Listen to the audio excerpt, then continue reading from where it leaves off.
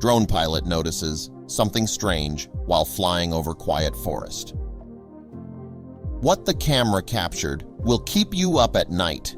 Jonathan's heart raced against his chest as the drone's camera zoomed in on the forest below. Nestled among the leaves and branches was something that made his blood run cold. "No way," he whispered.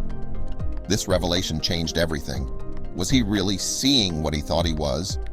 As Jonathan struggled to dial 911, his eyes stayed glued to the screen. He strained to understand what he was seeing half hidden in the underbrush. Ever since Jonathan had been laid off from the Charmouth Gazette, he had been struggling to rekindle his passion for reporting.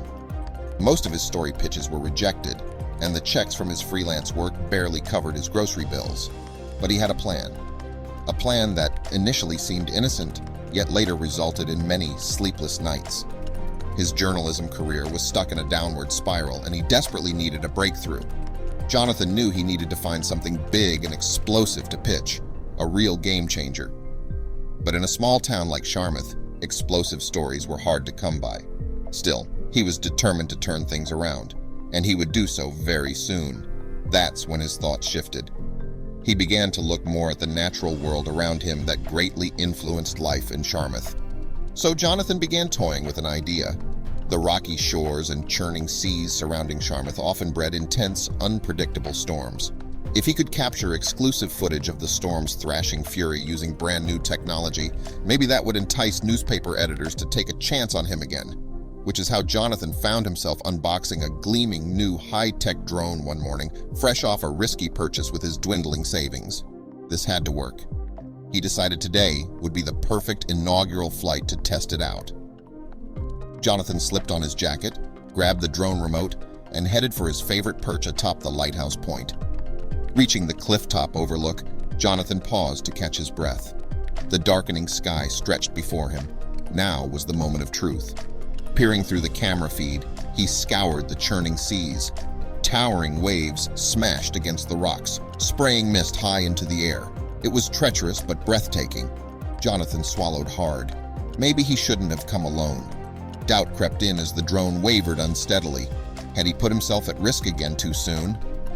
Holding his breath, Jonathan nudged the drone closer to the dizzying precipice. His doubts resurfaced, but he shook them off. "I can do this. The perfect shot is within reach." The drone inched nearer the crashing surf. Jonathan's eyes never left the screen, but then he suddenly felt the aircraft yanked sharply to the right. "No, no, no!" Jonathan shouted in dismay as the drone spiraled out of control. The screen went black. He'd lost the signal. Now the drone was at the wind's mercy, lost in the gathering storm. "Come on, where are you?" He had to get the drone back before it was destroyed or washed out to sea. Just when Jonathan was ready to abandon hope, the display abruptly blinked back to life. "Yes!" he cried out as the drone's camera feed reappeared through static. Grabbing the controls, Jonathan manually steered the drone back toward the coast as rain blurred the camera view into a smeary mosaic. His relief was palpable. He hadn't destroyed the expensive gadget in his recklessness after all. But circling lower, the drone's camera panned over an object half hidden in the trees. Jonathan froze. There was something off about it that gave him pause. An uneasy feeling settled in the pit of his stomach. As he zoomed in, the camera struggled to focus through the rain and shadows.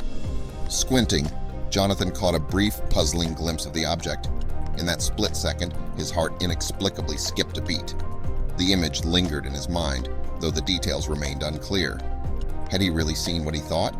Jonathan zoomed in further. It was a child's backpack. The backpack looked new, with a cheerful orange pattern. His heartbeat quickened as an uneasy feeling settled in his gut. What was going on here?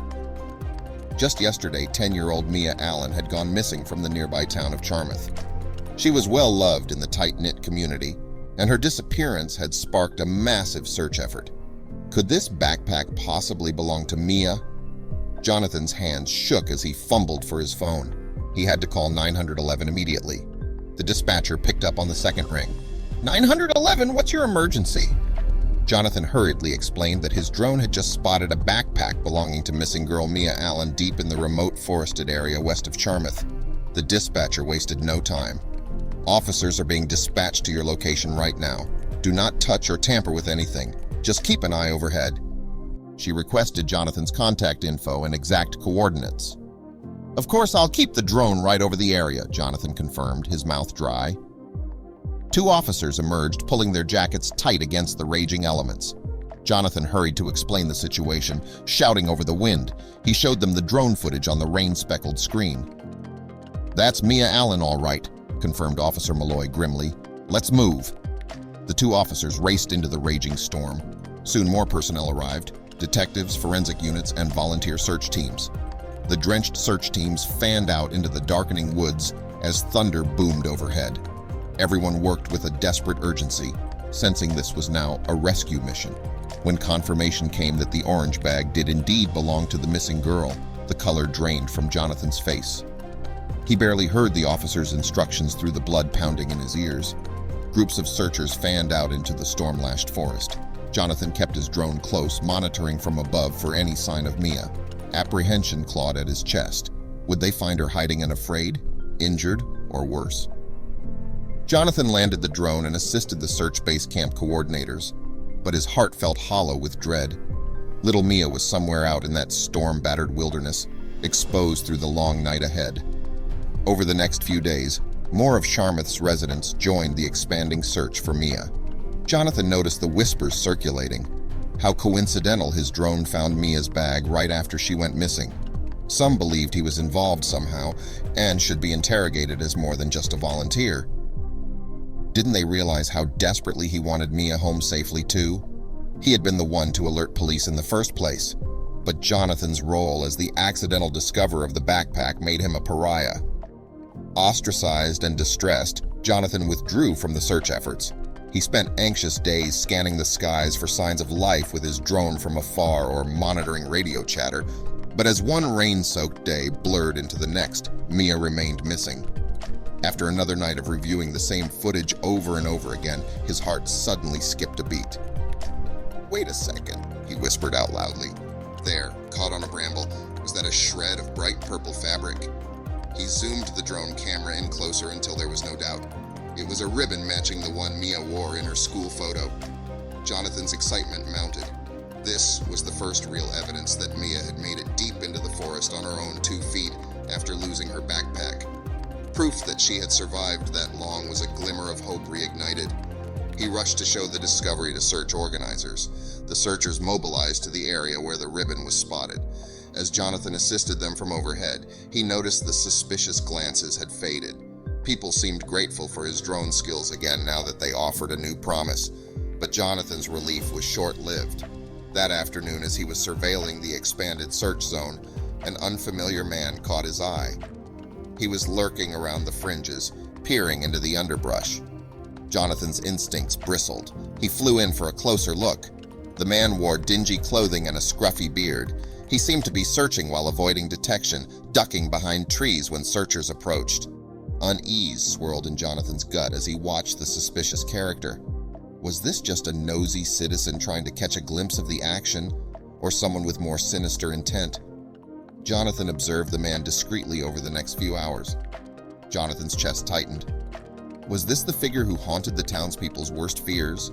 The mysterious person who had torn Mia away from the safety of her own backyard? Every instinct told Jonathan he needed to keep this distressing information to himself until he knew more. Jonathan kept watch over the suspicious figure, tracking his movements but finding no solid evidence of wrongdoing. But then on the 5th day, something happened. A volunteer noticed a remote cabin deep in the woods, miles from any trail. Police rushed to the scene and searched the dilapidated building.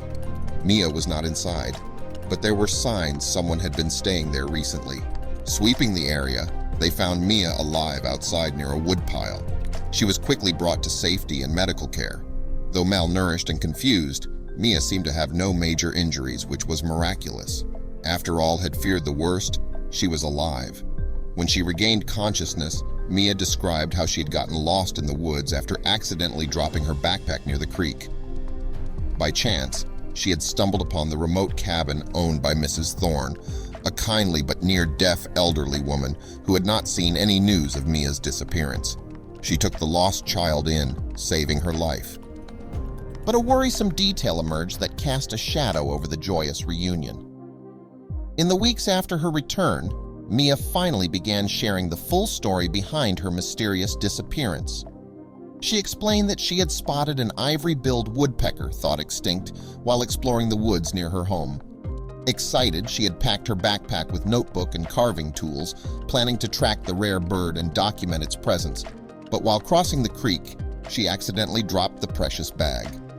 In her eagerness to retrieve it, Mia went off trail and quickly became lost in the dense forest. Her memory after that was fragmented, but she remembered Mrs. Thorne taking care of her, feeding her and making sure she was all right.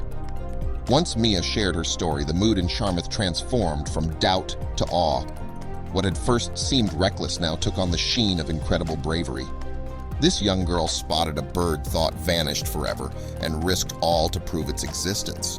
As news spread, researchers and conservationists flocked to the area, hoping to verify the ivory-billed woodpecker thanks to Mia's sharp eyes. She became a local celebrity for her discovery and resilience. Meanwhile, Jonathan worked hard to tell the full tale behind Mia's disappearance. His gripping articles and drone footage drew the nation's attention, proving his skills as a journalist. Offers began pouring in from major news outlets. On accepting a high-profile job in the city, Jonathan returned to thank Mia. "You really saved my career," he admitted. "So don't ever forget, you're the real hero of this story." Mia just smiled shyly. "All I did was trust my own eyes," she replied. "But maybe now people will start trusting them too."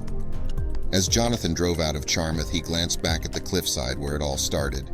Just another quiet coastal town, but one that had changed his life forever.